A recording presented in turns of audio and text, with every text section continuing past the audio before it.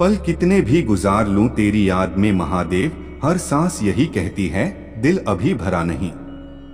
भोलेनाथ के भक्त है इसीलिए भोले बने फिरते हैं, याद रखना उनका दूसरा नाम महाकाल है।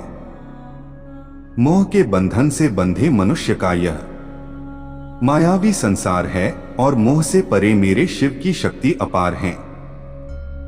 हम महादेव के दीवाने हैं, तान के सीना चलते हैं, ये महादेव का जंगल है, यहाँ शेर महाकाल के पलते हैं।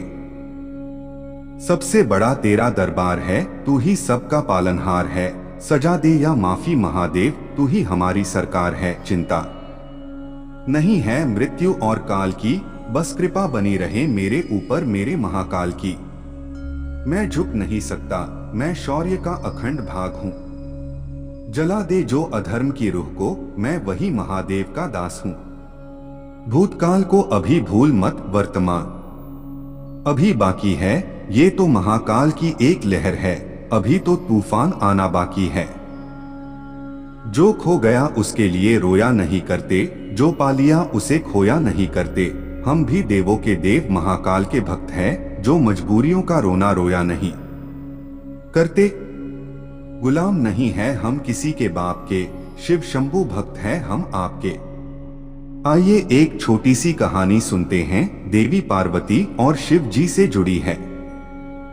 कहानी को पूरा सुनना, कोई भी कहानी अधूरी नहीं सुननी चाहिए। देवी सती ने देह त्याग दी थी और सती के वियोग में शिव जी ध्यान में बैठे हुए थे। एक दिन शिव जी के पास हिमाचल राज और उनकी पुत्री पार्वती पहुंच गईं।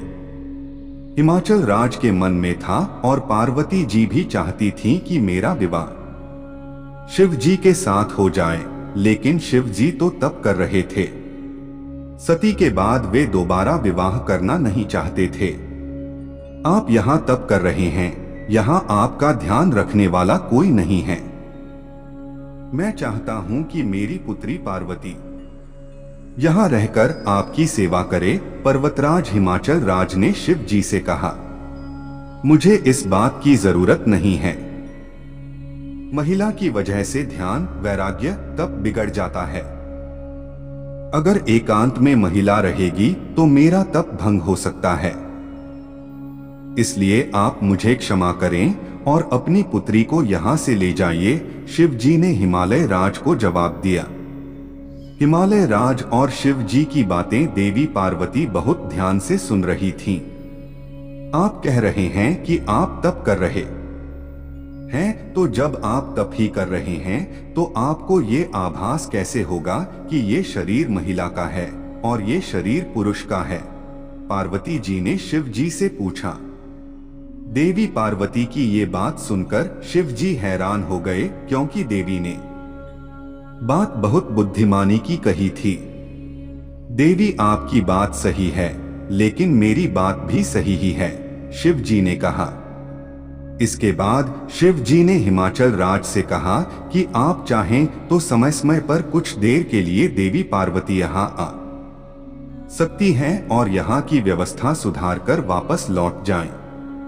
इस कथा में शिव जी और पार्वती जी ने संदेश दिया है कि हमें अकेले में अपनी भावनाओं पर नियंत्रण रखना चाहिए। अकेलेपन में ही व्यक्ति की भावनाएं गलत दिशा में भटकती हैं, बुरे विचार जागते हैं। इसलिए एकांत में भावनाओं पर नियंत्रण रखें। जो लोग पूजा पाठ, तप और ध्यान करते हैं, उन्हें पूरी तरह एकाग्रता के साथ डूबकर ये काम करना चाहिए, तभी मन गलत दिशा में नहीं भटकेगा। बहुत तकलीफ में उठाई है, फिर भी मुझे कोई एतबार नहीं, क्योंकि इतनी आसानी से मिल जाए ऐसा मेरे महाकाल का दरबार नहीं। वो दे तो मर्जी उसकी, न दे तो मलाल नहीं। महाकाल के फैसले कमाल है, उन फैसलों पर कोई सवाल नहीं। सिर उठा के चलते हैं, महादेव की मेहरबानी है। भोले की भक्ति करना मेरे जीवन की कहानी है। महाकाल की सेवा जिसको मिले सबसे बड़ा धनवान है वो। महाकाल की लगन जिसको लगी किस्मत वाला इंसान वो। अपने दर का पत्थर ही बना दे मुझको महाकाल, तेरे चरण परूं और तर जाऊं, इसी जन्म तेरे दर्शन पाऊं और मर जाऊं। हर दुख भी सुख की तरह लगेगा जब तेरा नाता महाकाल से जुड़ेगा।